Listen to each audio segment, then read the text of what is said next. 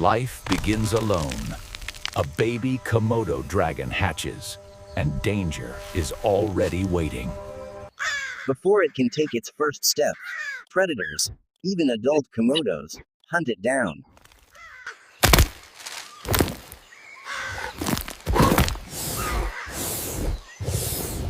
It feeds on insects, birds, and small lizards cold.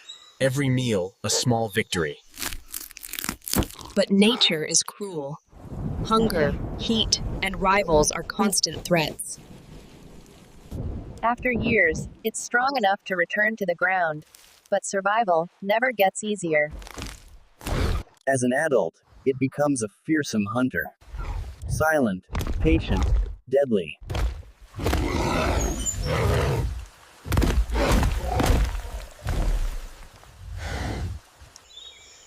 Scars tell the story of survival in a land where mercy doesn't exist. Born in blood, raised in fear, ruling through strength, Monolith, the harsh life of a Komodo dragon.